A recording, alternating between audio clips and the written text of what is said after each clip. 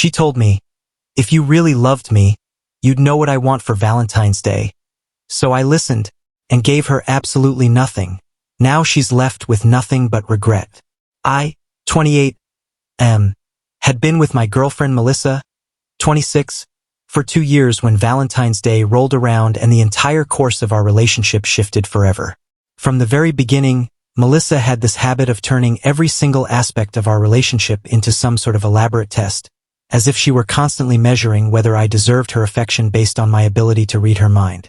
It wasn't enough to show up for her emotionally, be loyal, and make an effort. No, with Melissa, there was always a hidden criteria, a game of guessing what she really meant beneath the words she actually spoke. If I didn't reply to her messages within 10 minutes, I had failed the attention test. If I didn't immediately comment on her new haircut or notice that she had changed her nail color, I had failed the observation test. Every interaction was exhausting, like walking through a maze blindfolded while she waited at the end, ready to judge how many wrong turns I took. But of all the games she played, the most frustrating one was the gift-giving game. Every time a special occasion approached, her birthday, Christmas, our anniversary, and especially Valentine's Day, she would pull out the same script. I would ask her directly, "What would you like?" And she would smile and say, "Nothing. I don't need anything."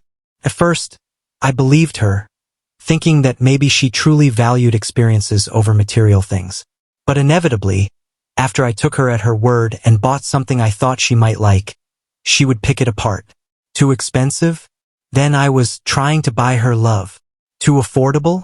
Then I didn't value her enough. Wrong color, wrong brand, wrong style? Suddenly, I was not paying attention. After enough of these incidents, I started keeping receipts for everything, knowing there was a good chance I'd be marching back to the store a few days later to return whatever I had bought. 3 weeks before Valentine's Day, I decided to get ahead of the chaos. I asked her casually, "Valentine's is coming up. Any hints about what you'd like?" She rolled her eyes and said, "Why do you always ask? It ruins the romance. If you really loved me, you'd already know what I want without me having to tell you." That phrase, "if you really loved me," had become her favorite weapon. It put me in a position where no matter what I did, I could be wrong. 2 weeks before the day, I tried again, asking if she had seen anything recently that caught her eye. Her response was sharper this time. "Are you seriously asking again? I told you I don't want anything. Stop asking. I want nothing." She even laughed as she said it, as if she were testing whether I would be foolish enough to believe her. I remember that conversation clearly.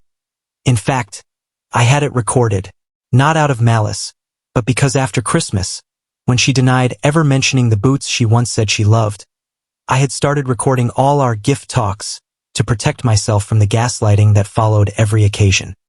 1 week before Valentine's Day, her best friend Carly pulled me aside and asked what I was planning.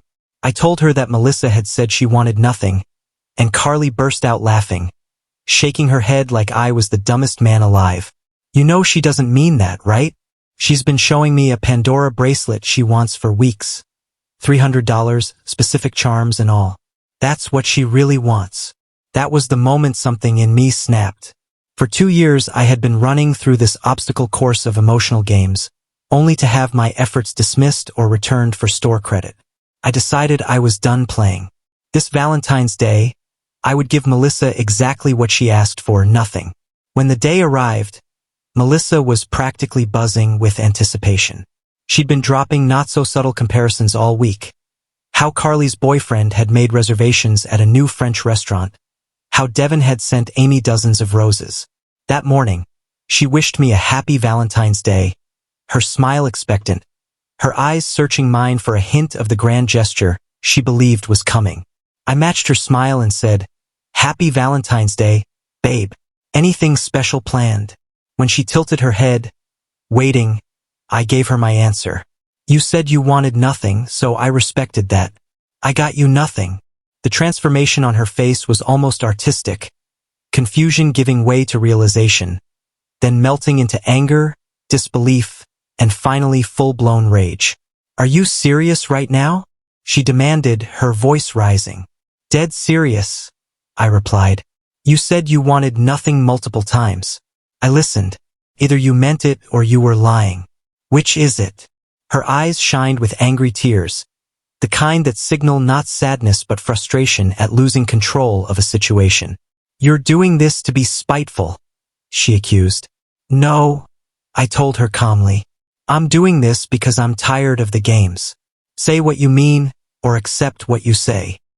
From that moment, the day turned into a spiral of drama. She began texting furiously, pulling in her friends, showing them only the part where I gave her nothing, not the recordings where she clearly said she wanted nothing. When her sister Kristen called me around noon, demanding to know why I had humiliated Melissa on Valentine's Day, I simply played the recording. The silence on the other end of the line was priceless. Even Kristen had to admit that Melissa often said things she didn't mean, expecting people to magically know the real answer. By evening, the situation escalated again when Melissa asked about dinner reservations. What reservation? I asked. For Valentine's Day, she said, as if it were the most obvious thing in the world. You said you wanted nothing. That includes no dinner. She exploded, then tried to save face by posting a story about how I had cooked her an intimate home meal instead. In reality, we were just sitting on the couch with nothing. Her friends began asking about the meal, and the lies began unraveling. By 6 o'clock, she tried to pivot. Okay, I get it. You made your point. Now where's my real gift? When I told her there was no gift, she accused me of ruining Valentine's Day. I told her she had ruined it by playing games instead of communicating. Her last move that night was threatening to break up with me unless I produced a gift on the spot. I told her, okay. She was stunned that I didn't beg her to stay.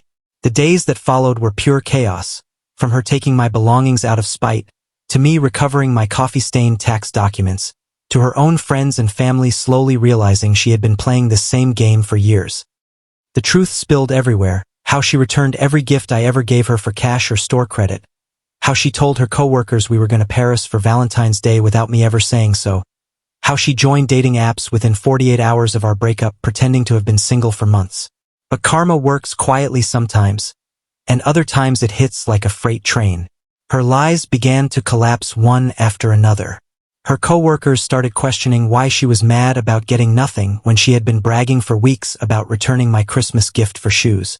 The guy she met on Bumble walked out mid-date after she pulled the "if he loved me, he'd know" line. Even her cousin Diego exposed her at a family gathering by showing a photo of her returning my $400 watch for cash before asking him for grocery money days later. And the sweetest twist? I had actually bought the Pandora bracelet weeks before Valentine's Day, gift-wrapped and ready.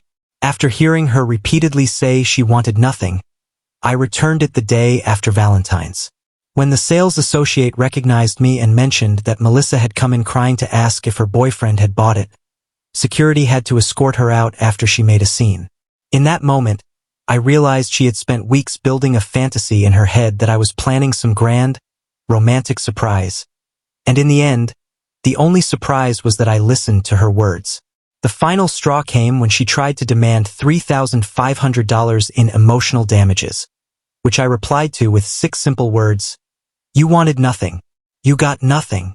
Then I blocked her forever. Now she's alone in a small studio apartment, still single with a reputation for being impossible to please. Meanwhile, I'm dating someone new who, when I asked what kind of food she liked, simply said, Italian. No mind games, no tests, just an honest answer.